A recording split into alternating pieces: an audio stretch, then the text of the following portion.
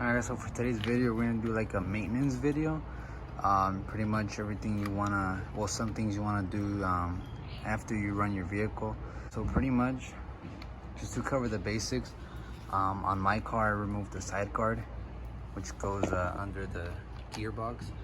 And I removed it because next we're gonna remove the screws on the gearbox.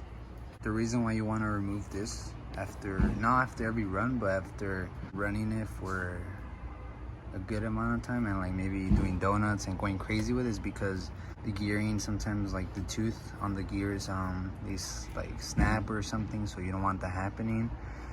But yeah, there's more things you need to check, inspect, but let's touch up on this and we'll be right back.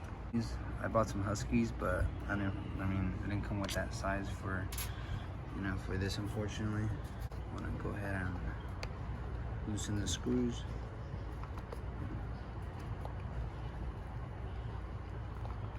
You don't have to do the maintenance, but if you want to get the longevity out of your car, then definitely recommend.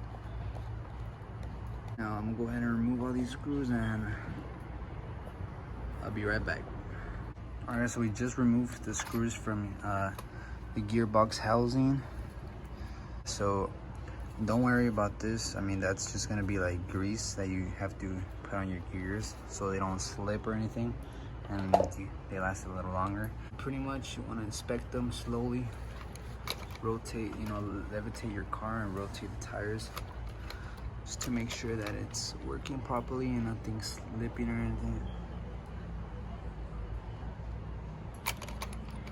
Want to make sure all the gears are good, nice and tight. They're not supposed to be that tight, they're supposed to have some play, but you should tell the difference between a little bit of play and loose, Pretty much that's it. I don't have like the grease that I normally would put on it right now, but that's okay as long as you put it once in a while. The next thing would be to remove the air filter and the air filter cap. It depends what kind of air filter you have, but for mine, you're gonna have to remove this and check it out. So we're not gonna do that right now just because we don't have the air filter oil or anything to clean it right now. But pretty much you want to remove the sponge, clean it with water, and then apply some air filter oil and put it back in, or you might want to wait a few minutes and then put it back in and you should be good to go.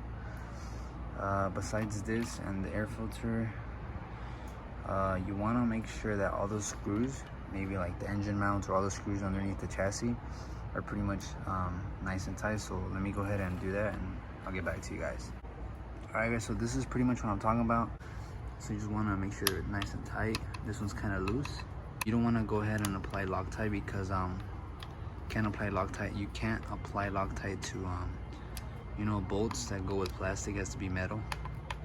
Kind of loose a little bit, not that loose. Gave it a good bashing today. My previous video, the one where I did a bashing video at the shops at Montebello, fuck that security. The first one that kicked us out, but the second one was chill. But pretty much that's it. These are the most important screws. These are always gonna be tight. As long as you don't touch those, it's like factory. So make sure they're nice and tight. You don't want these coming off when you're driving it. Another thing to check, you want to remove the pole star no matter what pole star you have, just to make sure you don't got dirt inside the flywheel. The normal pole stars come with like little holes, and through those little holes you can get dirt and shit. This is why I upgraded mine, because it comes with a cover and a little air filter, and that shit definitely keeps the car a little cooler, not that warm no more. And these are different sized bolts just because it came with the kit. Alright, so basically we remove the pole star and you gotta make sure it's that clean, because if you have dirt and shit, it's gonna make some noise or like little rocks. But so what I mean by the reason why you should get this kit is because with the normal pole start, I'm trying to take this bitch out. So with the normal pole start, you get dirt through here and rocks, but with mine, upgraded one, you don't get anything. Let me go ahead and remove the filter and let's take a look. Alright, so like I said, we removed the filter, and pretty much you can see a little bit of dirt in there, so they recommend that you use an air compressor. I'm gonna just blow into this shit and I'm gonna try to get as much of that dirt and shit that I can get. So that should be good. You go ahead and put this shit back together. I'll be right back. So pretty much it. You want to also make sure that your wheels are tight. Mine came with this cheap ass wheel wrench shit, but you can also buy some Craftsman or some Snap-on bullshit. Pretty much make sure they're tight, all of them. If you want, throw some Loctite on there. I personally have it's Permatex Threadlock Blue. If you get the red one, you're gonna be fucked.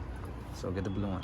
That's pretty much it. If you wanna double check your car before you run it the next day, this is just a short video for you guys on how to maintain your car after you run it. Not necessarily every time after you run it, but just once you give it like a good run and you know that you fucking tear the fuck out of it, you know, through grass, mud and everything. But yeah, you know, pretty much that's it. See you guys again in our next video, probably a running video. So I'll see you guys in the next video. Peace.